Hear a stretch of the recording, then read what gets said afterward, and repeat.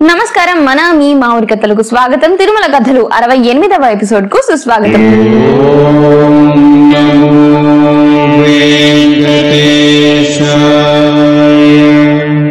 తిరుమల శ్రీనివాసుని పేరుని తిరుమల ఆలయం తరపున ఆచార్యులు ఆచార్య పురుషులు గంజాం నుండి తిరుమల వరకు తెలుగుదేశంలో, మైసూరు మంగళూరు వరకు కన్నడ దేశంలో శ్రీ వైష్ణవ ప్రచారం ముఖ్యంగా తిరువేంకటనాథుని ప్రచారంగా చేశారు. ఇలా జరుగుతున్న కాలంలోనే విజయనగర సామ్రాజ్యం వేలు నాటుకొని తమిళ, కర్ణాటక, తెలుగు రాజ్యాల్లో బలపడటం, వారు ఈ మాధ్యమానికి ఆదరణ చూపించడం జరిగాయి. అలా మొదలై గ్రామ గ్రామాల్లో తిరుమల వెంకటేశ్వరుని ఆలయాలు కట్టించడం, ప్రతిష్టలు చేయించడం మొదలైంది. పశ్చిమ గోదావరి జిల్లాలో ద్వారకా తిరుమల అలా మొదలైన ఆలయమే. అలాగే సటగోపం జీయర్ వారి తర్వాత అహోబిల మఠాధిపతుల ప్రోత్సాహంతో వెంకటేశ్వర ఆలయాలు, నరసింహస్వామి ఆలయాలు చాలా గ్రామాల్లో కొత్తగా కట్టించారు. సింహాచల వరాహ నరసింహ, మంగళగిరి నరసింహ, అంతర్వేది నరసింహ ఆలయాలు ఈ కోవకు చెందినవే.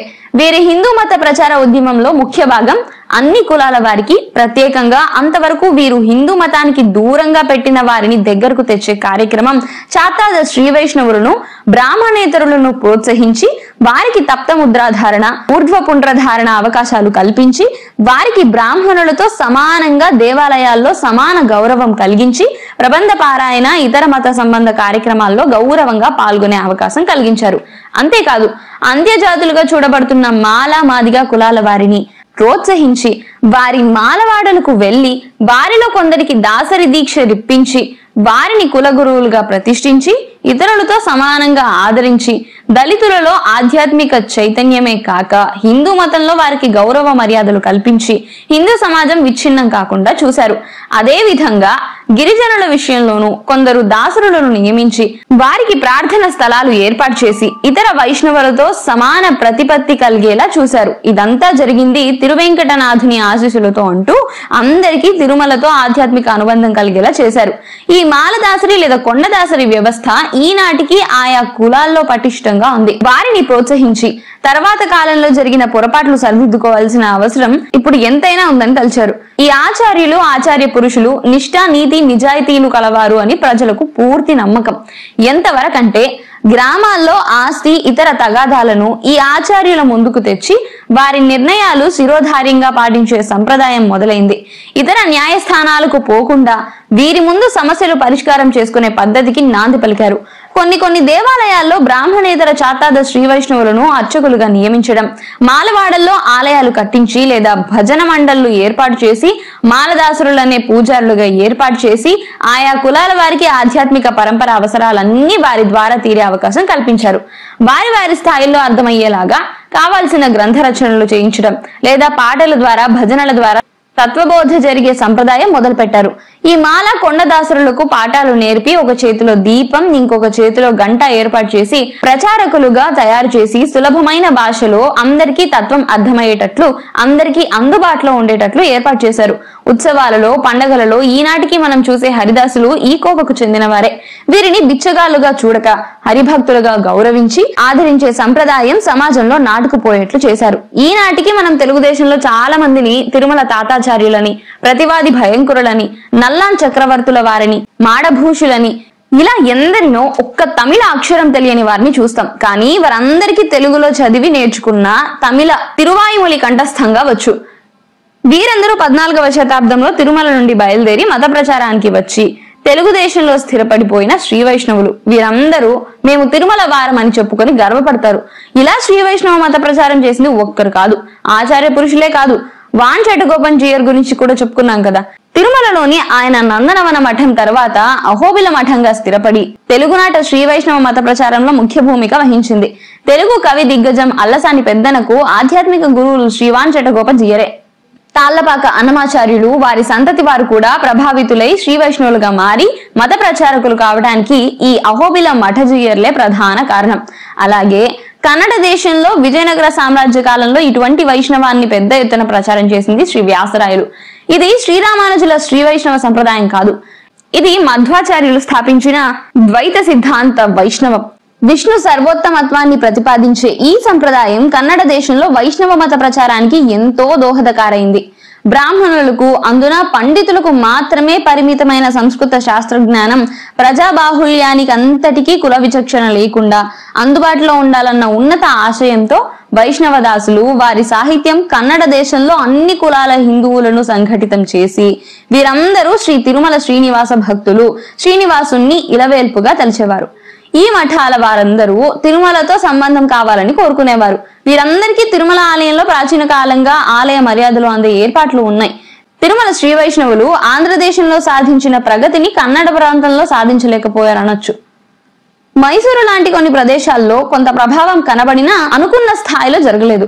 దానికి ఇంకో కారణం ఉంది. అప్పటికే ఇటువంటి ఆశయాలతో దాదాపు ఇదే పంథాల్లో మొదలైన మధ్వ సంప్రదాయ వైష్ణవ భక్తి ఉద్యమం వాదిరాజస్వామి, శ్రీ పాదరాజస్వామి, శ్రీ వ్యాసరాయల వంటి మఠాధిపతులు ఇంతవరకు కొద్ది మందికి మాత్రమే అందుబాటులో ఉన్న సంస్కృత శాస్త్ర విజ్ఞానాన్ని అందరికీ సులభంగా అర్థమయ్యే సంకీర్తనల రూపంలో ప్రజల్లోకి తీసుకువెళ్లడం జరిగింది. అన్ని కులాల వారికి, వర్గాల వారికి తరతమ భేదం లేకుండా ఈ జ్ఞానం అందేట్లు వారిని కూడా దాసబంధాల్లో చేర్చుకుని అంకిత నామాలు ఇచ్చి సాదరంగా సమాజంలో సహజీవనం చేసుకునే అవకాశం కలిగించారు. కనకదాసులు అంత్యకులంలో పుట్టినా ఆయన్ను శిష్యుడిగా స్వీకరించి సంస్కృత పాండిత్య ప్రతిభ కలిగిన నిష్ఠాపరులైన బ్రాహ్మణుల కంటే ఎక్కువ ఆదరించిన విషయం శ్రీ వ్యాసరాయల జీవితంలో చూస్తాం. ఆ తర్వాత కాలంలో పురంధరదాసు, కనకదాసు, విజయదాసు, గోపాలదాసు, జగన్నాథదాసు మున్నగు వారు ఎందరో దాసులు అందరూ పెద్ద పెద్ద సంస్కృత పండితులైన పామరుల కోసం సరళమైన కన్నడంలో శాస్త్ర సూక్ష్మాలన్నీ సులాదులు సంకీర్తనలుగా రచించి ప్రతి నోట ప్రతి చోట తత్వాలు పాడుకునేలాగా చేసి హిందూ మత పునరుద్ధరణ కోసం శ్రమించారు. వీరి ప్రభావం కర్ణాటక తీర ప్రాంతాలైన మహబూబ్ నగర్, కర్నూలు జిల్లాల గ్రామాల్లో కూడా చూడొచ్చు. విజయదాసు, గోపాలదాసు, శ్రీనివాసదాసు ఇలా ఎందరో గొప్ప దాస సంకీర్తనాచార్యులు మహబూబ్ నగర్ జిల్లాలో గద్వాల, ఐజా ముద్రకల్లుకు సంబంధించిన వారే. తమిళంలో తిరువాయిమొళి లాగా కన్నడంలో జగన్నాథ దాసులు హరికథామృత సారం కర్ణాటక రాష్ట్రాన్నంతా ప్రభావితం చేసింది. మోక్ష సాధనకు సంస్కృత జ్ఞానం అక్కర్లేదు. శాస్త్రం చెప్పిన సారాన్ని సాధనకు అనుకూలంగా ఏ కులం వారైనా పారాయణం చేసుకుని ఆచరించడానికి వీలుగా ఈ గ్రంథం రాయబడింది. కర్ణాటకలో ముఖ్యంగా అప్పటి వరకు ఆధ్యాత్మిక రంగంలో చిన్నచూపు చూడబడే స్త్రీలందరికీ ఇది వేదంతో సమానమైన గ్రంథంగా తయారైంది. ఈ దాసబంధాలో గురువులను ఆశ్రయించిన శిష్యులకు గురువుల అనుగ్రహంతో జ్ఞాన సముపార్జన సాధ్యమన్న విషయం, సాధనకు పాండిత్యం కాదు భక్తి ముఖ్యం అన్న భావం ప్రజలలో నాటుకుపోయింది. ఈ భక్తి ఉద్యమాలు దాదాపు 19వ శతాబ్దం వరకు చాలా ప్రచారంలో ఉండేవి. 1979లో పివిఆర్కే ప్రసాద్ గారు తిరుమల తిరుపతి దేవస్థానాల కార్యనిర్వహణాధికారిగా చేరినప్పుడు మీనాక్షిపురంలో మతం మార్పిడుల సంఘటన, ఆ తర్వాత దక్షిణాదిన పెద్ద ఎత్తున మతం మార్పిడులు జరుగుతున్న దృష్ట్యా ఈ విషయంలో తిరుమల తిరుపతి దేవస్థానాల బాధ్యత ఏంటి, హిందూ మతం సంఘటితం కావటానికి, ప్రచారం జరగటానికి, మతం మార్పిడుల్ని నివారించడానికి ఏం చేయాలి అని మఠాధిపతులు, పీఠాధిపతులు, ఇతర హిందూ మత ప్రచార సంస్థలతో విస్తృత చర్చలు జరిపారట. పూర్వం 2 పర్యాయాలు ముస్లిం దండయాత్రల కాలంలో తిరుమల ఆలయం చేపట్టిన కార్యక్రమాల లాంటివి తప్పక చేయాలన్న ఉద్దేశంతోనే హిందూ ధర్మ రక్షణ సంస్థను టీటీడీలో స్థాపించడం జరిగింది.